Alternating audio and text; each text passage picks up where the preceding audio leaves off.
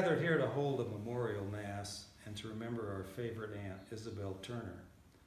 Let me read the two remembrances that Pat and I left on the Denver Post obituary website. July 1. Our sympathies to the Turner family. I knew your mother for many years, and she was a good woman. Prayers for her. She is in heaven now. Pat Turner and family. July 4. Isabel was the best godmother ever. I even met my future wife on her birthday. Our family's joint camping trips to the Rocky Mountain National Park and Medicine Bow National Forest were the highlight of my summers for many years. In later years, I wasn't able to see her much, but we stayed in touch by letter and telephone. We discussed what books we were reading and what family members were doing. I miss her, but know she is in heaven with Jack. Dan Turner. Well, these two comments sum up the woman that we remember as our favorite aunt, except to add that we know that Isabel was a holy woman and a practicing Catholic her entire life. So I thought now we'd briefly cover some, highlights and incidents from her life, mainly focusing on the times when we didn't really know her, information that I've got from Mom and from Mary Ann's research.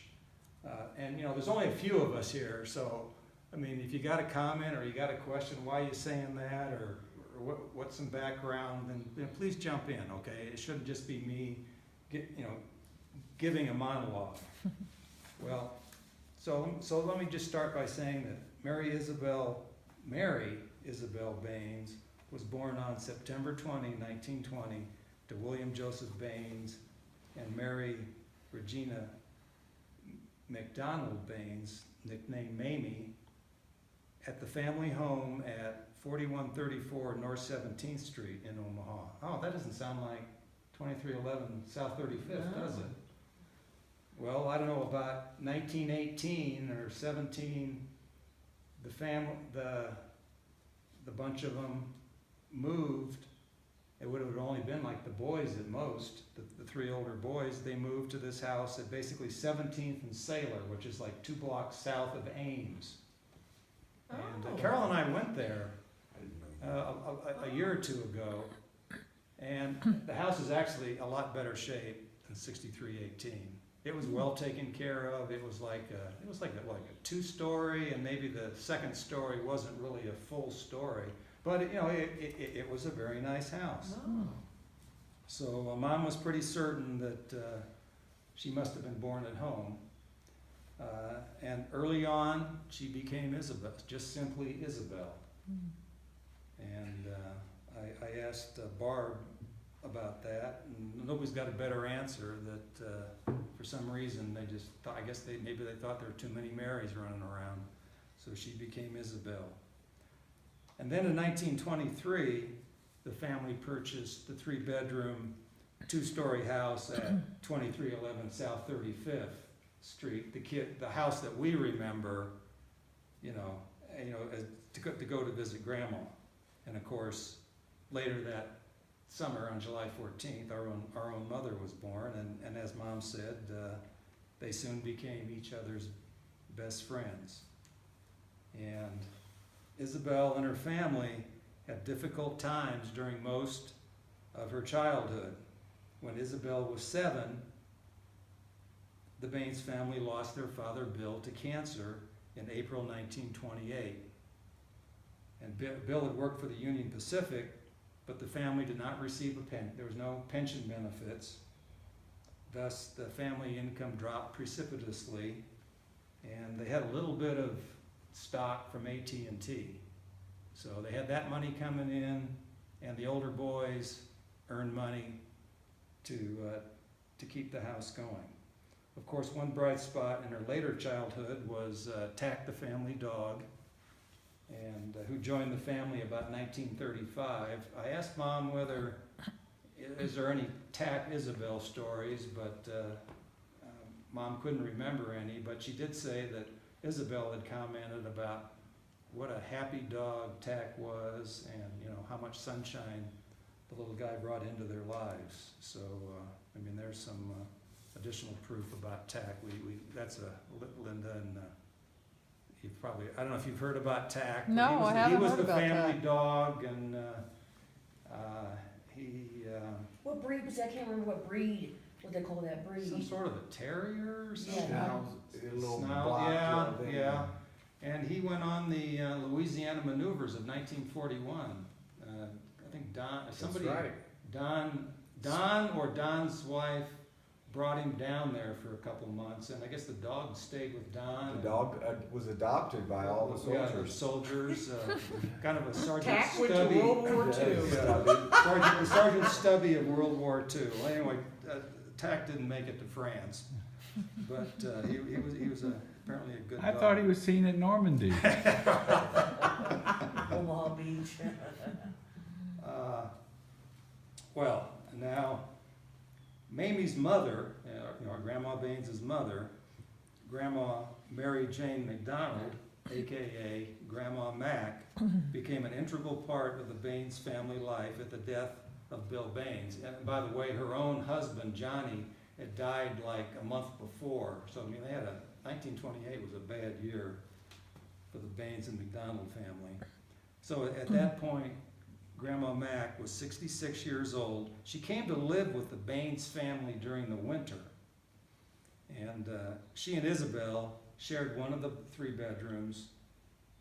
Our mom and Mamie, our Grandma Baines, shared the second one. And then the 4 boys shared the third. It must have been, if you remember, it must have been that front bedroom. That was the biggest bedroom. Surely they put the 4 boys in that in that forward bedroom, but of course by the time we knew Grandma, that's where she lived.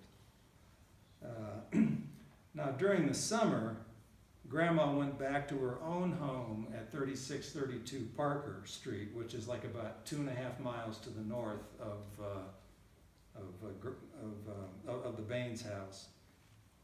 And life was very primitive there. The house lacked central plumbing, central heating, running water, and indoor plumbing. Mainly because Grandma Mac refused to install these amenities, even after they were available. She was a total holdout. She apparently did have a telephone before the catastrophes of 1928, but then she canceled that when she started switching back and forth between the 2 places. So this discussion of life at 3632 is kind of a lead up to exposing the sassy side of Isabel, which of course we never saw. So during summer vacations, the younger Baines kids would go. I would almost always walk the 2.5 miles to stay with their grandma. And one visit, most likely in the summer of 1929, has become a family legend. Mom would have just completed 1st grade. Mamie had an opportunity to earn some money babysitting for a doctor, and the wife, and apparently the couple had a couple kids, so they paid Grandma Baines money to watch these kids for, I don't know, about a week or something. And Grandma Mac agreed to watch the 3 youngest Baines kids, so the 3 of them trudged over to 3632 Parker. There wasn't much to do at Grandma Mac's house, needless to say. No internet. No internet. No, there was just the newspaper that they borrowed from a neighbor's. Yeah. Probably Borrowed something from like a that. neighbor. She Oh, was when pretty- the neighbor she was pretty. done. Grandma Mac was frugal by all. Yeah, by all the cheap. It Cheap makes us Turners seem pretty Okay. spendthrifts. Well, so the kids were pretty quickly ready to come home, and Mamie finished the job with the doctor and his wife's kids, and so she decided that she'd just stay home one more day without the 3 youngest kids. Well, the 3 kids somehow found out that their mom had actually finished the job and, was back at 2311. So according to Mom, she said she had nothing to do with this. She just did what the two older ones told her to do. But Clyde and Isabel decided, we're just gonna walk home, without telling Grandma Mac. So they walked home. And even one said that she didn't have any shoes on. Yeah, I've heard, Motherline, Mary Ann's book says they didn't have any shoes. And just after they got home, the phone rang. And this is what is not in Motherline that I just found out from Mom, because Mom said, well, we didn't tell Mary Ann everything. The phone rings at 2311. Isabel answers, and it's Grandma Mac. And Isabel exclaims, ha ha ha, we ran away! I just can't imagine Isabel saying that, but Grandma could only sputter, you little devils, Grandma Mac. And but at around the same time, Isabel, I guess, showed her responsible side, because in the 3rd grade, one day she came home late from school, and Mamie was apparently out of town doing something, and she came home way late, and Grandma Mac gave her a good swat, and Isabel told Grandma, Grandma, I deserve that.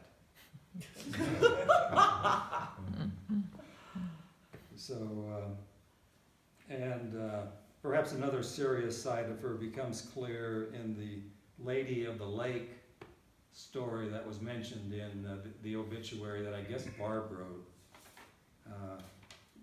Grandma periodically called Isabel the Lady of the Lake, and that's a character in the King Arthur stories. I kind of knew that, so I did a little bit of research, and there's a lot of different there's various there's no one King Arthur story, and the Lady of the Lake appears in several different ways, and she's not always the same character, so it's really hard. You can't really pin her down. Like, she's not like Captain Ahab or something that you kind of know what her character was. So I guess I claim no insight into what Grandma meant by this moniker. And Mom and Isabel, Mom told me that the two of them had talked about it a number of times over the years, but they were not sure, why Grandma Mac was using this literary allusion, except that Mom did note that Grandma seemed to call Isabel the Lady of the Lake when she was, I guess, engaged in deep thought, or I guess another version of that would be daydreaming, instead of doing her chores. So, now Isabel did attend Our Lady of Lourdes grade school, which Mom said at the time was made out of old World War I barracks, perhaps.